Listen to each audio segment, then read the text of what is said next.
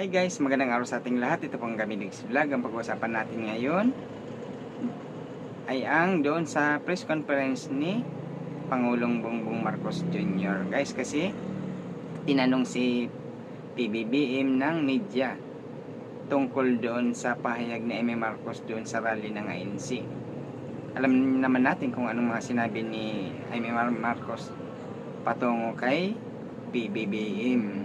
At ang sagot kanina ni PBBM ay tinabla itong si Amy Marcos. At ang sabi ni PBBM, ito guys, panoorin natin ang sinabi ni PBBM kay Amy Marcos.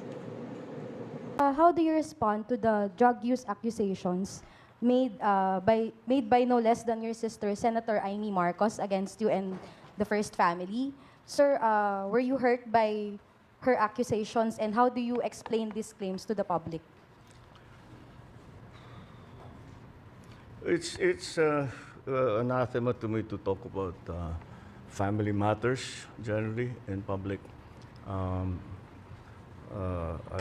do not like to. We do not like to show our dirty linen in public. I'll just say this much. For a while now, we've been very worried about my sister. When I say we, I'm talking about friends and family. And the reason that is because the lady that you see talking on TV is not my sister. And that view is shared by our cousins, our friends. Hindi siya yan. Hindi siya yan. So that's why we worry. So we are very worried about her. I hope she feels better soon. Sir, quick follow-up lang po. Nagkausap na po ba kayo, sir? Or do you intend to talk to your sister? We don't really, we no longer travel in the same circles, political or otherwise. So no. Oh, ayan. Ayan guys, oh. Di ba? Si Amy Marcos ay tinablanan ni PBBM. At ang sabi ni PBBM, ano? Hindi daw yun yung kapatid niya, yung nagsasalita doon sa rally ng ANC. O, di ba? At parang tinablan na talaga si Amy Marcos. At alam kong, guys, na nasaktan doon si Amy Marcos kasi bigla siyang sumagot doon sa payag ng ating Pangulo. Di ba? Nasaktan din siya. Na pwede niyang isipin yun na hindi na talaga siyang kikilalaning parang kapatid. Kasi wala. Talagang siyang naguna, yung ating naguna din sa kanyang kapatid na si Pangulong PBBM, di ba? Wala na, mukhang mahirapan na sila na magkaayos niyan kasi wala na eh. Mahirap yung lalo na magkapatid na nagkakaaway ng ganyan. Ako ang hirap mabalik yung dating samahan. Kahit magsabihin na magkapatid sila, eh wala, sabi nga ni PBBM, hindi na daw yun yung kinikilala niyang Ate Amy noon. O, di ba? Kasi siguro noon nang hindi pa sila nagkakaganito, nang hindi pa sila pumapasok sa politika, iba naman noon ng siguro talagang magka-close sila noon. Dito sa pagdating na sa politika, nagkakaiba na yung kanilang mga paniniwala. Humiwalay yung isa, si Amy, humiwalay pumunta dito sa mga DDS. Ang si PBBM, siyempre, Pangulo siya eh. Di ba? Malamang, dahil siguro, baga nakarampang mga taon yan na, mayroon na talaga silang hiduaan pagdating dito sa, lalo pumasok sila sa politika dito na sa naging presidente na si PBBM.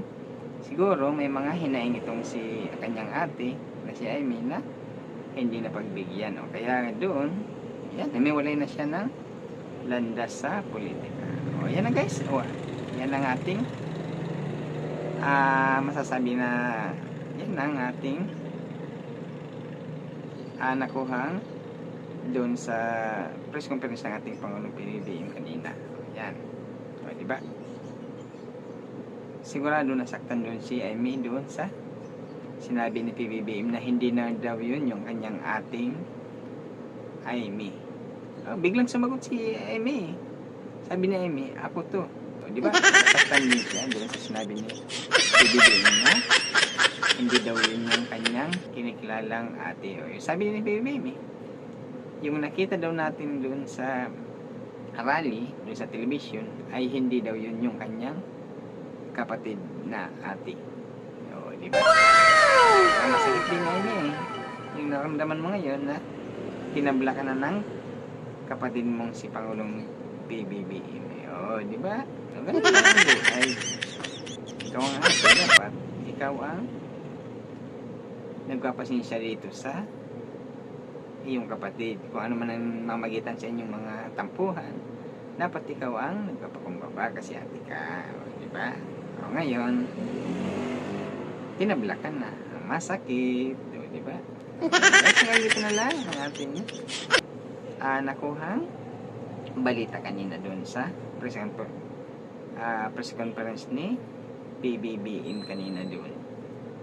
Yan ang ating masasabi, guys. O, di ba? Dapat nagdahan-dahan si ate. Yan, masakit din na. Yung sinabi ni PBB, masakit din yun doon kay Amy. Yung sinabi niyang, hindi yun yung kapatid ko. Yung nagsasalita or nakita ninyo sa television. Di ba? Masakit yun.